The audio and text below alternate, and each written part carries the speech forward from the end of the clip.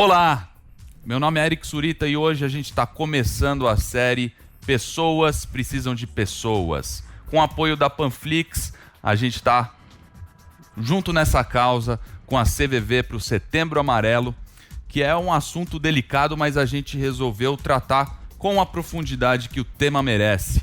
E eu quero apresentar primeiro um grande parceiro que comprou essa loucura comigo, porque a gente mal tem tempo de pré-produção, mas ele está fazendo os roteiros, ele é redator publicitário, ele é jornalista, um cara inteligentíssimo que está aqui ao meu lado. Eu vou passar agora a bola aqui pro Will Marinho, beleza, Will? Muito obrigado, Eric, beleza, é um prazer falar com você. Pessoal, não esquecendo, obviamente, que tudo que está sendo gravado, toda a nossa série está respeitando os cuidados da OMS contra o Covid-19. Então as mesas estão devidamente espaçadas, todo mundo testado, e a maioria dos nossos convidados é por Skype. Bom, o Eric me passou essa bola e olha, é um projeto muito bacana, então aproveita aqui nesse momento, dá uma olhada lá nas redes sociais do CVV, Centro de Valorização da Vida, que tá encabeçando essa campanha junto conosco, e falar de suicídio no Setembro Amarelo é, como o Eric falou, um assunto muito delicado, mas que sim, merece ocupar a nossa pauta e principalmente ocupar os assuntos que a gente tem nas redes sociais, os assuntos que a gente tem na família, com os amigos. Bom, eu vou passar a bola pro Eric de novo, porque ele vai apresentar o primeiro convidado, e o primeiro convidado é de peso, não é, Eric? É o cara, né? É o cara, é o maior formador de opinião, pelo menos da minha geração. Eu que tô chegando aí nos 30, já tô beirando aí. É um cara que, pô, eu sou fã desde moleque, desde que eu me conheço por gente. É o nosso querido Tico Santa Cruz. Eu não preciso falar muito, porque todo mundo conhece. Pô, Detonautas, todo mundo sabe. Só que, além disso, ele é um cara que, pô, estudou ciências sociais na Universidade Federal lá do Rio. Então é um cara que ele tem muito embasamento em todo o assunto que ele toca. Ô Tico, como é que você tá? Beleza? Olá, Eric, olá, Will, olá. Tudo bom, Tico? Eu vou pedir pro nosso querido Will apresentar também a nossa especialista, a Daiane. Olha só, a Daiane também tem um currículo, Eric, que é um negócio, assim, invejável também, sabe? Olha, ela entra aqui com a gente sendo psicóloga formada e atuando desde 1998. Fez MBA em Gestão Estratégica de Pessoas. É especialista em ansiedade e promove trabalho corporativo junto a empresas com a temática da saúde mental e desenvolvimento humano. Há 14 anos faz parte de um grupo de especialistas em situações de crise, que envolve luto, pós-sequestro, suicídio, situações críticas em geral, individualmente ou em grupo. Daiane, e o sobrenome dela é delicado, é Daiane Delmichen. Daiane, tudo bem? Difícil pronunciar, né? É bem assim, tranquilo. Delmichen. Delmichen, viu? Daí errei na primeira pronúncia. Tudo bem? Tudo bom, gente? Vamos conversar? Gente, eu vou puxar aqui o papo e eu já vou de cara falar com o Tico. Ô Tico, até que ponto você é um cara que é muito ativo nas redes sociais? Eu sei que de uns tempos pra cá você até mudou o teu posicionamento, até para preservar a sua saúde mental, até você citou isso numa entrevista. Você acha que as redes sociais, quer dizer, eu afirmo isso, as redes sociais elas são um gatilho sim para ansiedade e para depressão. Como usar elas de maneira saudável? Vamos falar pra molecada que tá lá no Instagram, que tá lá no TikTok, etc. Então, Eric, eu fiz uma experiência ao longo de um período bem grande ali, de mais ou menos 1 ano e meio, e me afastei bastante das redes sociais, procurei me dedicar mais realmente às questões que estavam aqui ao meu entorno, sem deixar de usar. Eu acho que é uma coisa de equilíbrio mesmo, de você conseguir equilibrar. E naquele período ali em que eu fiz essa experiência, com certeza eu tive um impacto muito grande na minha saúde mental de forma positiva. Né? A forma como a rede social é criada, como o Facebook, o Instagram e todas elas, elas funcionam de uma maneira muito ligada à resposta imediata que você tem do estímulo que você enviou. Né? No caso, um post, uma foto, um vídeo, enfim, alguma coisa que tenha um conteúdo que você quer mostrar para as pessoas. E a ansiedade começa logo em seguida, em que você colocou e quer ver e saber o que as pessoas estão pensando a respeito desse conteúdo que você colocou. Isso é mais ou menos uma estratégia que é utilizada muito, que eu acho que a Dayana pode até explicar melhor depois, que é aquela estratégia da resposta imediata que é feita com os ratinhos, entendeu? Inclusive. Quando o ratinho ele encosta lá no... que seria o like, né? Seria um botãozinho que vem a comidinha, ele começa a entender que toda vez que ele coloca a mãozinha dele ali, vem uma comidinha, né? Vem um estímulo, né? Um estímulo que a gente considera positivo, ou se não tiver a quantidade de likes que a gente imaginou, ou de reações, um estímulo negativo, que vai gerando, além da ansiedade, as frustrações, porque muitas vezes o conteúdo não é aquilo que a gente imaginava que fosse, e isso cria uma frequência constante de ansiedade e frustração. Ansiedade e frustração. E, às vezes, um pouco também de euforia, né, quando você consegue atingir um objetivo. E isso, todos os dias, na quantidade de tempo que as pessoas utilizam as redes sociais, com certeza tem um impacto muito pesado na saúde mental, né? Então, no momento em que eu me afastei, eu senti que diminuiu bastante a minha ansiedade, diminuiu bastante a minha busca, né, por esse resultado imediato das coisas que eu estava colocando, e aí com certeza melhorou também a minha qualidade de vida.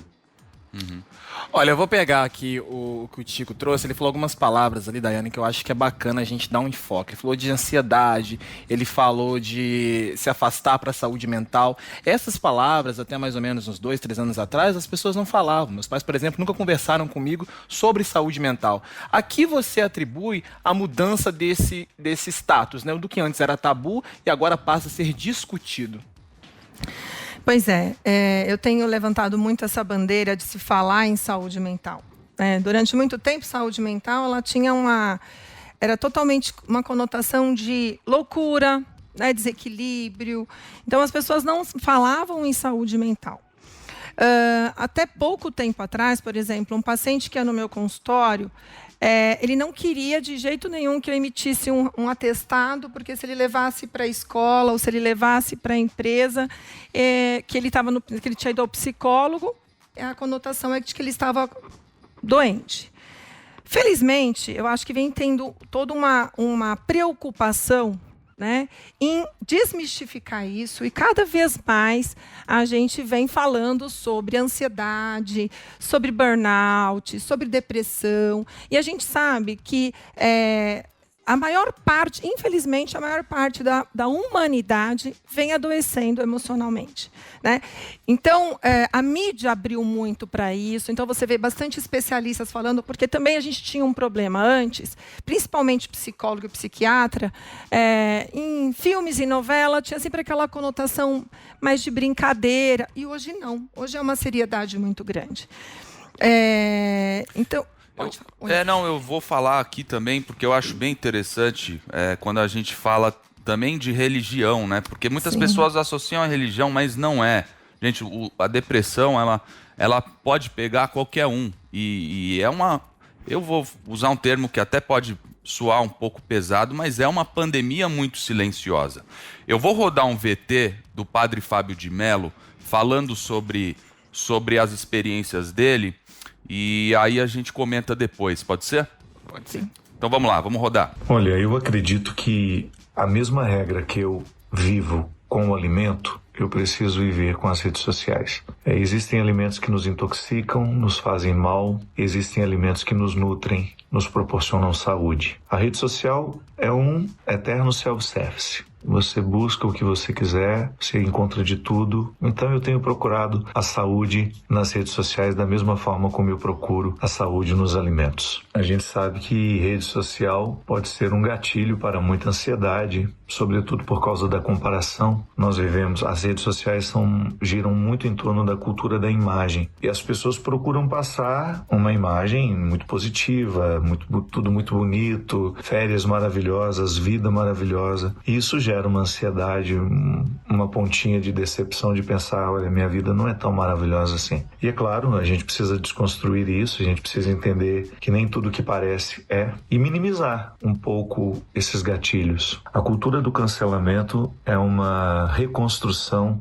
das condenações públicas que na sociedade nós já vivemos. Aquele momento em que existia a decapitação, o enforcamento, e que proporcionava àquela multidão raivosa, claro, movidas por aquele desejo de justiça ou de indignação por aquilo que foi tão cruel que aquela pessoa cometeu. Mas eu sempre penso que também tem uma espécie de tentativa de esquecimento daquilo que também nos envergonha, do crime que a gente vê no outro e que de alguma forma, em algum momento da história, a gente já reconheceu em nós. Então eu tenho muito cuidado com isso. Eu sei que às vezes são motivos muito justos, as pessoas estão sendo reconstruídas e elas querem imediatamente manifestar que elas não concordam com aquela forma de pensar, que aquele posicionamento é absolutamente incongruente. Eu acho que é bacana essa indignação, mas a gente precisa ter um cuidado para que a nossa indignação não se torne também uma forma de violência muito cruel com aqueles que precisam aprender e superar os seus posicionamentos que já estão ali precisando de uma reciclagem e que, por que não dizer, aquela pessoa está num processo de evolução e a gente, quando cancela, parece que a gente priva aquela pessoa de evoluir. É ambíguo. Eu prefiro, pessoalmente, ter uma certa paciência com o processo de todo mundo, porque é assim que eu preciso lidar com os meus também, com muita paciência. Eu estou sendo reconstruído, eu estou sendo reconfigurado e eu quero continuar aprendendo e melhorar. Eu quero muito agradecer aí a participação do Padre Fábio de Mello, que deu mais uma pessoa aí que está junto com a gente na campanha aí, Pessoas Precisam de Pessoas. Will, eu sei que você é fã do Tico também e tem uma pergunta para ele, é isso? Sim, tenho sim. E olha, eu vou pegar um gatilho aqui do que o Padre Fábio de Mello falou sobre a reconfiguração das pessoas, né? Tico, tem muitos, no momento agora, né, a gente tem vários músicos se manifestando por meio, né, das suas redes sociais, por meio das suas próprias músicas, de álbuns, sobre a questão do suicídio. Os mais recentes foram o cantor Emicida, que gravou o disco Amarelo, e nele, algumas letras, ele faz menção ali à questão do cuidado ao outro, e o Baco Exu do Blues, que admitiu, né, em um programa de TV que teve depressão, que, enfim, passou por um processo de ansiedade e trouxe também no seu álbum Bluesman músicas a respeito disso. Você acha, Tico, que é uma ascendente, os músicos realmente estão trazendo essas letras, ou sempre existiu? Qual a sua opinião sobre isso? Olha, eu conheço o trabalho de ambos, né, do Baco e do Emicida, são artistas fundamentais para a nossa geração, para essa geração também que está vindo aí, com uma representatividade muito importante. O tema em si, da questão da saúde mental, da prevenção ao suicídio, etc., é um tema que aparece, mas ele não aparece com tanta frequência, né? Então, talvez, de uns tempos para cá, alguns artistas começaram a perceber o quanto é necessário tratar com o seu público dessa questão, porque, afinal de contas, é o nosso público que está sofrendo com isso, né? São as pessoas que nos assistem, que vão nos nossos shows e que, de alguma maneira, estão conectadas com aquilo que a gente pensa e com aquilo que a gente representa. O Detonautas lançou, em 2018, uma música chamada Ilumina o Mundo, que é uma música que fala a respeito da questão da prevenção ao suicídio, fazendo, inclusive, dentro do videoclipe, uma grande alusão ao CVV, né, e estimulando as pessoas a buscarem ajuda, né, a procurar ajuda e não terem vergonha de perceber que essa questão, e que existe um tabu muito grande em cima dela, que é uma questão fundamental, porque a sociedade brasileira não trata a saúde mental com o devido respeito. E aí eu falo em todos os aspectos, eu estou falando se cobra muita produtividade, né, do indivíduo, mas não se entende que essa produtividade só é possível quando o indivíduo está com a sua saúde mental cuidada. Então, a gente vê no Instagram, nas redes sociais, etc., as pessoas exibindo corpos bonitos, físicos bonitos, etc., mas, efetivamente, quando você fala a respeito de saúde mental, existe todo um preconceito, como já foi dito, e aí a gente fala, pô, é tão bonito falar que tem um personal, tá malhando com um personal, por que a gente não pode falar que tem um psiquiatra, ou que tem um psicólogo, um profissional da área da saúde mental atuando junto com a gente nessa questão das doenças emocionais, né? Então, assim, o Detonautas fez essa canção para estimular as pessoas a procurarem essa ajuda, porque eu mesmo, por exemplo, quando comecei a fazer minha terapia em 2004, 2005, eu tinha um preconceito gigantesco de achar realmente que aquilo ali que eu estava fazendo, era coisa de gente doida, era coisa de gente maluca e etc. E se não fosse a minha terapia, se não fosse o processo terapêutico que eu vivi de 2004 até hoje, e que mesmo assim, em alguns momentos, eu passei por dificuldades muito grandes por conta da ansiedade e alguns quadros de depressão, com certeza absoluta, eu posso falar isso categoricamente, com certeza eu não estaria aqui. O que me salvou foi minha terapia, eu falo isso em todos os lugares, independente de questão de religião e outras questões voltadas com isso, a terapia foi o que me salvou. Segundo estatísticas até da própria CVV, 90% dos suicídios podem ser evitados. Então, assim, é o debate, não é, que avança, não é, Daiane? Quanto mais nós dermos oportunidade para as pessoas saberem que falar sobre saúde mental, você vai levar o maior número de conhecimentos do que é realmente, porque as pessoas têm aquela coisa de é só uma tristeza, é porque a pessoa é agitada. Não, depressão, ela é uma doença, ela tem sintomas muito característicos, ela não é só um caso de desânimo, né? Então, quanto mais você abrir para as pessoas conhecerem o conceito da doença, e principalmente, ela não é só ela que sente aquilo. Todo mundo, em algum momento da vida, teve aquele momento, para tudo que eu quero descer, eu sempre falo isso, principalmente para os jovens, né? Eu não estou dando conta, parece que tudo está acontecendo contra mim. Nesse momento, se você tem a oportunidade de ouvir que outras pessoas viveram isso, tá? Que isso pode ser, sim, tratado, que num debate, às vezes uma conversa com um colega. Eu vou dar aqui rapidinho uma experiência. Até dia 31 de agosto, eu participei do programa Linha de Apoio, que era um trabalho de apoio psicológico para os profissionais da linha de frente com a Covid. Então, nós trabalhávamos no receptivo. Então, olha que interessante. Muitos médicos, enfermeiros ligavam para a gente e em apenas 10 minutos eu consegui conversar com as pessoas e evitar que elas fizessem qualquer coisa. E aí é que está a chave, né? Então, você dá espaço para a pessoa falar e ouvir. Não precisa ter uma escuta especializada, um psicólogo. Entendi. Mas se você te der oportunidade, para quem está perto de você e está precisando de ajuda, sem julgamento, gente, sem acolher. A palavra que eu acho assim, acolhimento. Tico, você quer deixar alguma mensagem final aí para a galera? Primeiro, quero agradecer, porque eu acho que o debate público sobre essa questão da saúde mental é fundamental em todos os lugares, né? Então, a gente está falando disso, já é uma grande ajuda para quem estiver assistindo encarar essa questão como uma questão tão importante quanto a saúde física, aquilo que a gente demonstra nas redes sociais e nos lugares. Eu acho que a gente tem que assumir definitivamente que saúde mental é uma política pública que deve ser adotada no Brasil, porque tanto policial, quanto professor, quanto médico, quanto aluno, quanto apresentador de televisão, quanto qualquer profissional, qualquer pessoa que não esteja bem com a sua saúde mental, não vai conseguir produzir aquilo que a sociedade cobra, né, o tempo inteiro que seja produzido. Então, sem saúde mental funcionando bem, nada funciona bem. Legal. Obrigado, meu rei. Valeu, tamo junto, hein? Obrigado. Prazerzão, Tico. Tchau, tchau. Ó, e a nossa especialista, Daiane, quero agradecer, quero que você também deixe a sua mensagem e passe as suas redes sociais para quem quiser te acompanhar.